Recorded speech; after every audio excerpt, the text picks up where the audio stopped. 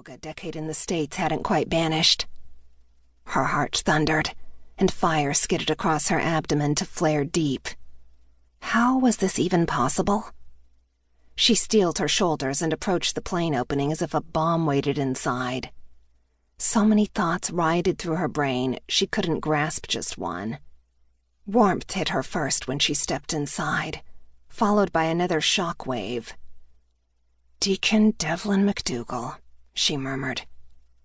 He stretched to his feet from one of the luxurious leather chairs, standing in the aisle, the only place high enough to accommodate his 6'4" frame. All the thoughts singing around her head stopped cold. Nothing. Her brain fuzzed.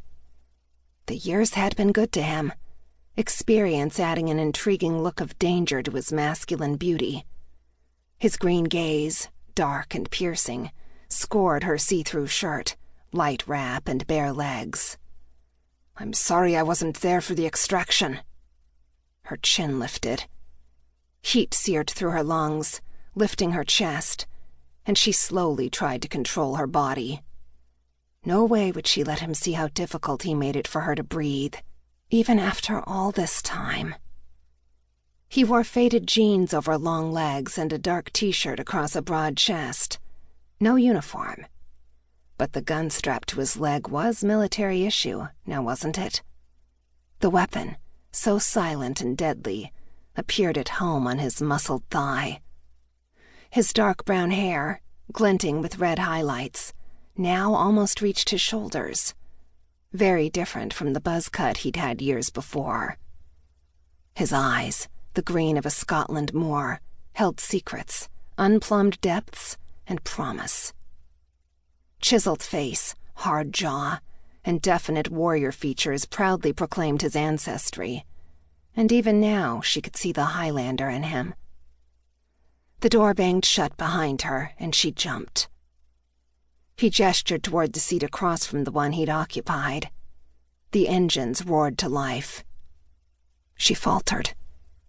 "Where are we going?" He reached into an overhead compartment and drew out a plush blanket. "DC." The plane lurched forward, and she stumbled. He grasped her arm, shooting an electrical jolt up her bicep. His eyes darkened. "I'd wondered." "Me too." As kids, they'd been combustible, so she hadn't imagined the spark from years ago. She blinked confusion from her vision and allowed him to settle her into the seat. The second he covered her legs with the warm blanket, she finally took a deep breath.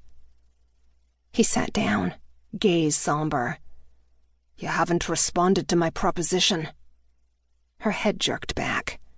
"This isn't... you..." She gestured around the luxurious plane. His lips twitched. "No, I did not execute a military extraction and secure 3 private jets to force you into making up your mind to meet me in person now that I'm settled in the States. Finally." She plucked at a string on the blanket. "I didn't think so." They'd kept in touch through the years, and when he'd sent her an email 2 months ago saying he wanted to meet up with her, she'd needed time to think about it.